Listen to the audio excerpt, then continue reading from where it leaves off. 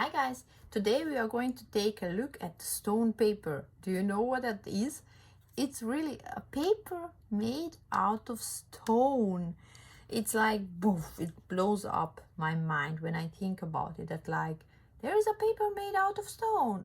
And it is really, it's a white paper, like really just a normal paper. When you look at it like this, it looks like a normal sketchbook, but the paper is made out of stones.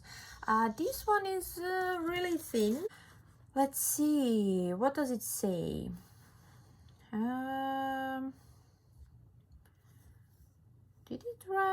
Was it written anywhere? What is a stone paper? Well, actually we can also read it here really fast. There are a variety of different mixtures required to make stone paper. Most stone paper is made from crushed chalk rather than wood pulp. This stone paper is completely tree-free. Instead of wood pulp, the paper is made from calcium carbonate, which is one of the most common natural substances on the planet. The calcium carbonate used to make stone paper comes from recycled rocks and waste stones such as limestone. This stone is produced as a byproduct of the mining and construction industries. And also I read on internet that they do mix something inside, but I think they do not say here.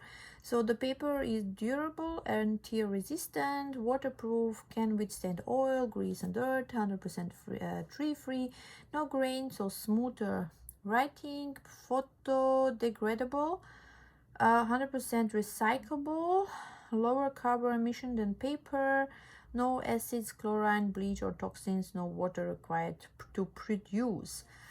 But was it written how thick the paper is? I was so sure it was written somewhere, but I do not see it right now.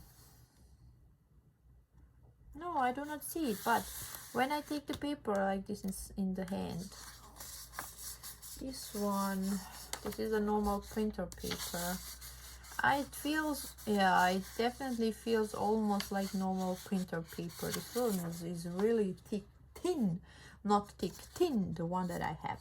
But do not be afraid. I have another sketchbook here.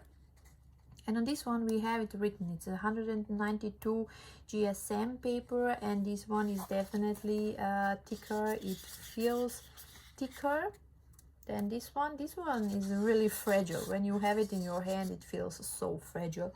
Maybe it's even less than 90 GSM, but I'm not sure. I cannot tell you that. So there is, I already tried some things on this paper. I can show it to you right now. So I tried some, you see it is see-through, so there is a drawing underneath. I tried the acrylic brush markers on it, and I actually like it. Like the paper is not tearing. That's the thing that the problem that I have with acrylic markers. No matter which paper I use, it's always like tearing up. So you can use the acrylic markers on this paper. You can put more layers. The color needs a bit more time to dry, which can also be a positive thing because then you can mix the colors. So this is one drawing I did,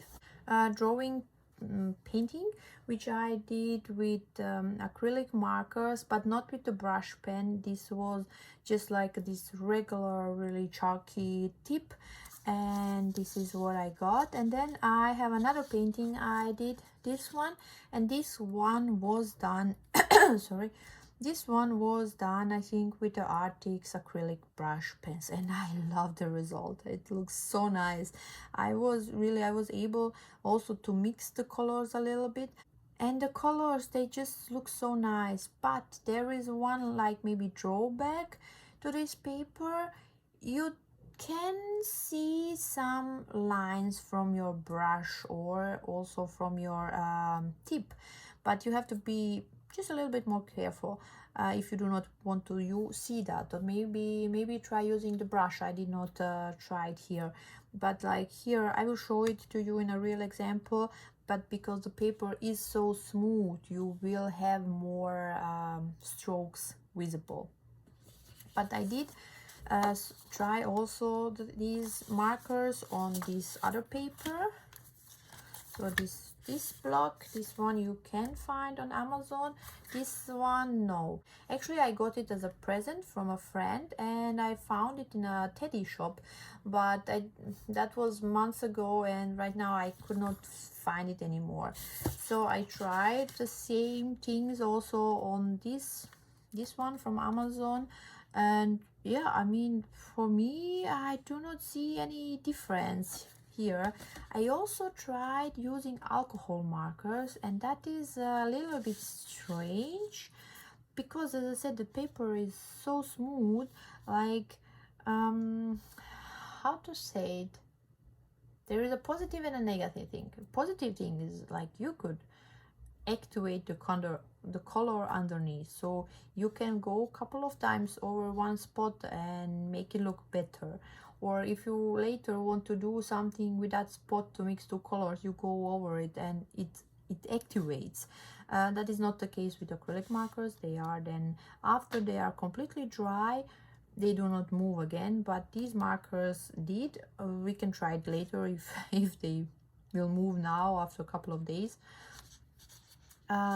Yeah, so that is one thing. I think I would not use the alcohol markers on this paper because I do like the result of the alcohol markers, that's really smooth result. So no, I would not use them here. But I think for the acrylic brush pens, they are nice, and the paper is nice. And also we can try some watercolor brush pens. I think it will not work, but we will see how the result is going to be. So there's one more thing. So one thing you have to be careful about this paper, like you should not press really hard in the paper, only if you put something underneath, because the paper is really, as I said, soft, not soft, thin, and then everything will go through. So go through meaning you will have an indent even here where I just wrote something with the pen. So I already have an indent on this side. Nothing comes through, as you see, but you do get those indents. And yeah, let's see one thing. I had did I throw it away? Oh, it seems so. There was a sheet of paper inside where I want to show you, actually, even though it says it is let's say tear free, so about the ripping of the paper, it is heavier, so it is difficult to do it, but once you make that one cut, then you can rip it in parts. But at the beginning, like here, if you are like doing something like this, it's not possible. You're like, just like you see, it's like a rubber, but once you've made a small cut, then you can just like cut it into pieces. And yeah, let's just let's try these watercolor brush pens. Okay, so let me first show you the acrylic markers. Wrong side. Let's take the brush side.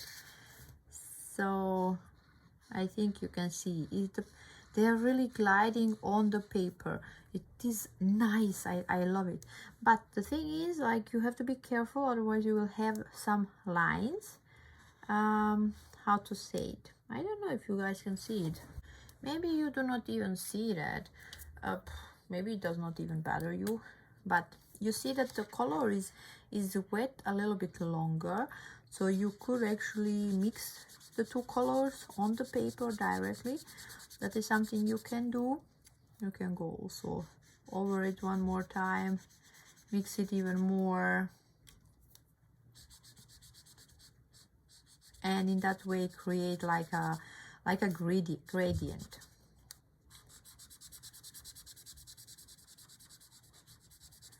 And when the color dries, you can add the other color on top of it without mixing with the color underneath. So I think it is it is really nice. What I wanted to say, yes, I think on the here I did have like if you want your result to be really smooth without any pencil lines, then maybe this is not the right paper. But if you want something to color something like this, where you do not care if you have some lines visible, then it is really an amazing paper. So let's try another thing. So here I have alcohol markers. I'm not sure if it is going to be visible with this color. Like if you only have one color and you are coloring evenly, it looks really nice, but when you put another layer, you will get edges. So the edges are going to be visible, but nothing comes through. So the paper really does not let the color go through. But unfortunately, those edges are visible. But look here, I can mix these two colors. Like usually if I just go 1 or 2 times, you see you have this underneath. But if I do it more often, I can activate the color underneath. So I am mixing it with this color. But again, you get like these edges from the alcohol markers, which I do not really like. So if you are coloring like in one move, it will work. But if you are going up and down, this second layer just pushes the first a little bit, and it creates those edges which are not so nice. But maybe with for some, I don't know, abstract paintings it could work. But for me, the alcohol markers are not my favorite ones to use on this paper. But the acrylic ones, I like them. I would definitely, and I am gonna definitely be using the acrylic ones. Let's try the watercolor. The watercolor. Let's see first the markers without the water.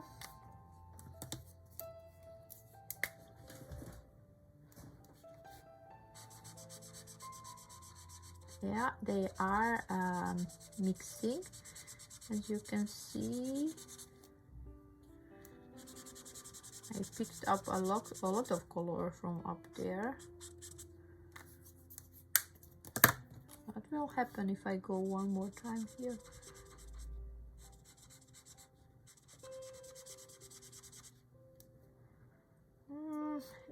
It is drying really slow, so there is like a lot of color there. And if we use water, I have no idea how this is going to react with water, this paper. Okay, so you can move the color.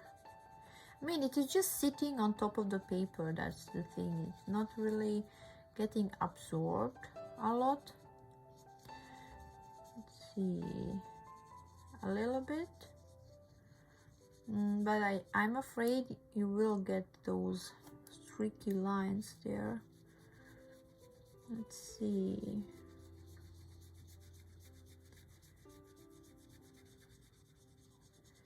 Let's just leave this to dry, but I think you can see that my brush is, every stroke, it's like just picking up the color and putting it somewhere else. So because the paper is not absorbing things. On the other side, yeah, here it is.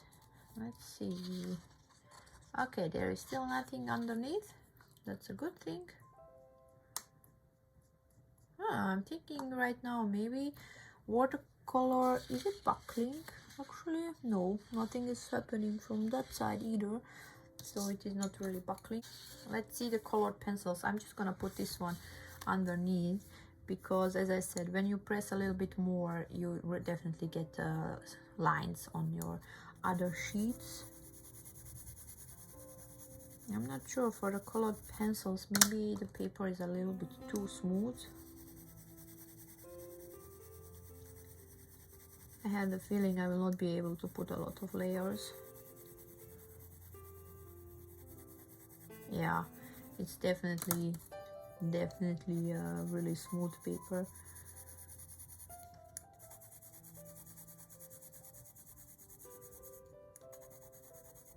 And then you, at one point, you have to press harder, and that is the problem with this paper. Like, no, I would not use it for colored pencils. I mean, I cannot get any depth here. I have to press really hard. It is really slippery under the colored pencils. No, I mean, I personally do not like it. But there was one thing I tried. So here I have, what was this? Ah, yes, these were alcohol markers. You can definitely put the color on top of the alcohol markers.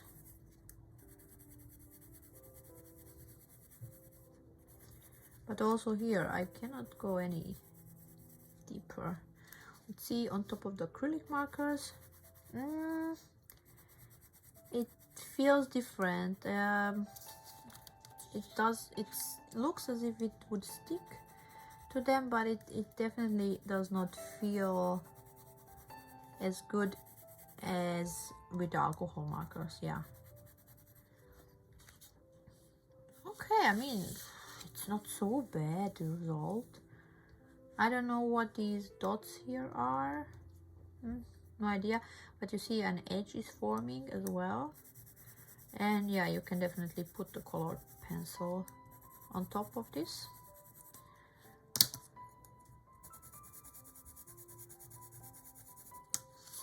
Well, these pencils are not so opaque. Hey, what is this? Why is there a round circle? What is this circle? I have no idea. No idea why here are two circles forming. Definitely cannot explain you that. So let's see one more thing.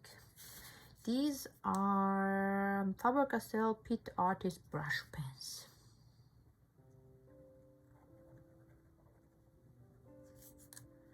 Whatever. Oi. Okay. Well, they are a bit, but it does not look so bad actually. Let's see another color.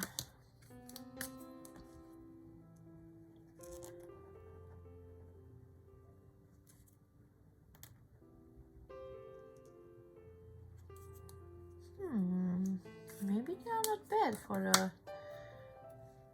for brush lettering. Let's see, I have one Tombow here.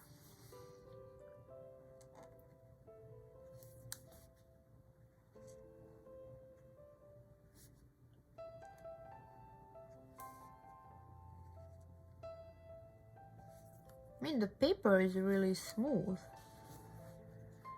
I do not have. This brush is not really for brush lettering. Whew. Maybe I could try.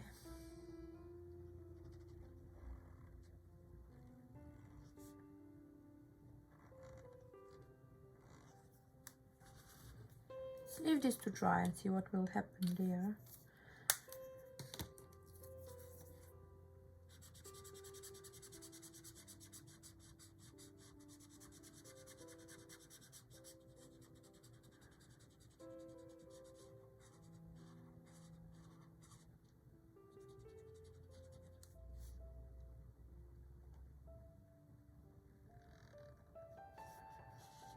Look at this. This looks nice. I mean, the color is still wet, so I'm actually mixing it now with this one.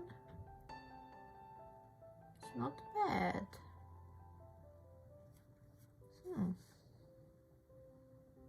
Ooh, like a 3-color. Does not look so bad, I have to tell you.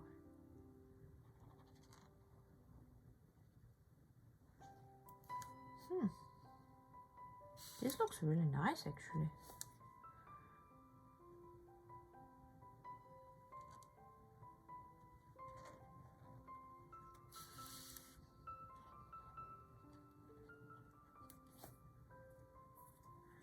clean it up a bit.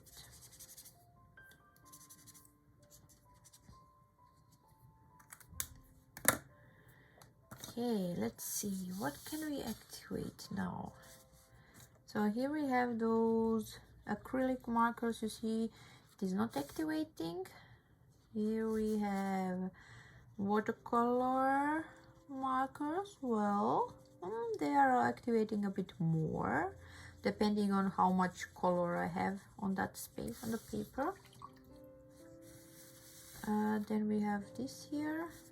This is still really wet color, so I can activate it almost completely. Yeah, this is like experimenting with paper. Like, look here, there is like a lot of color on the paper, and I can definitely move it on other places. But yeah, so you have to know that there will be some hard edges forming when you are using water. If you are not using water, that will not happen. But if you use water with these markers, it will happen. With alcohol markers, you have a lot of streaks, so I would not really use these for alcohol markers. I think with watercolor markers, maybe it's not a bad idea to use it like for under painting. If you really need a huge or a larger surface to cover with one color, then maybe you can go with watercolor markers, cover it up, and then come back with your acrylic markers and color with them. So that could also be a possibility.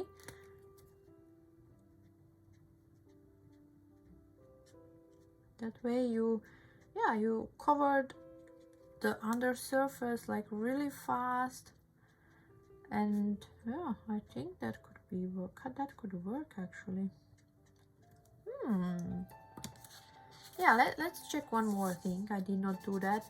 I have here my acrylic marker, and now let's use water with this one. I mean, maybe we can also use the acrylic markers with water, but I think the edges, yes, are gonna be harder because acrylic markers are drying faster, and you see already here this one edge dried out, so it is not possible to move it anymore. With the watercolors, there was only that edge at the end forming, but here, because they are drying faster, yeah, I cannot move this at all. Let's see how the result is going to be from this here. And also it looks really streaky. This looked much better, but let's just wait and let it dry. So it is still not dried completely, but you can see there it is definitely streaky. So if you want to cover the larger surface, then use watercolor markers or watercolors, and then you can go on top with the acrylic markers on this paper, and I think that is gonna work really fine. So